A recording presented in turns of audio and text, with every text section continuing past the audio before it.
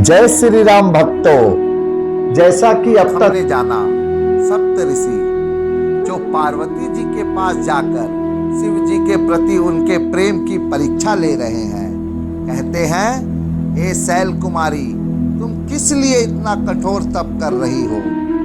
पार्वती जी ने कहा, नारद जी ने जो कह दिया उसे सत्य जानकर आप मेरा अज्ञान तो देखिए।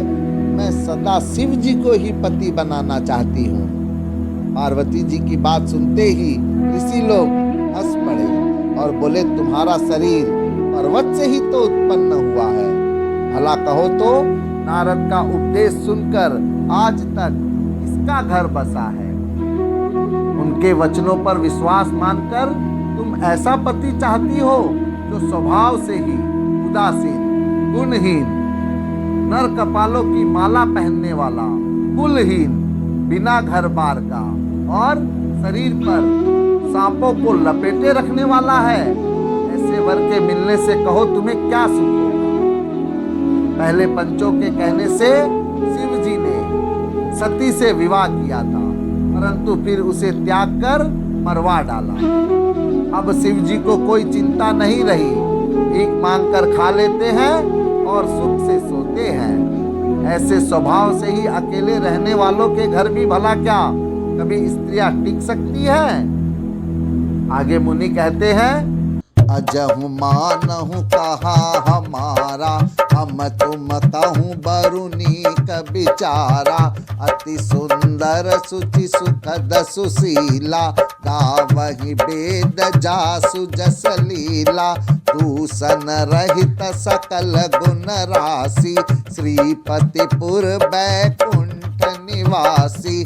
हस बरु तुम ही मिलाउब आनी, सुनत बिहसी कहा बचन भवानी। सत्य कहूँ गिरि भवतनु एहा, हट न छूट छूटे बरु देहा। तन कऊ पुनि पसान ते होई, जारे हूँ सहजु न परिहर सोई। जारे हूँ सहजु न परिहर सोई। अर्थात मुनि कहते हैं, अब भी हमारा कहाँ मानो। हमने तुम्हारे लिए अच्छा वर विचारा है, वह बहुत ही सुंदर, पवित्र, सुखदायक और सुशील है, जिसका यश और लीला वेद गाते हैं। वह दोषों से रहित, सारे सद्गुणों की राशि, लक्ष्मी का स्वामी और वैकुंठपुरी का रहने वाला है। हम ऐसे वर को लाकर तुमसे मिला देंगे। यह सुनते ही पार्वती जी हंसकर बोली, आपने सत्य ही कहा है कि मेरा यह शरीर पर्वत से उत्पन्न हुआ है, इसलिए हट नहीं छूटेगा।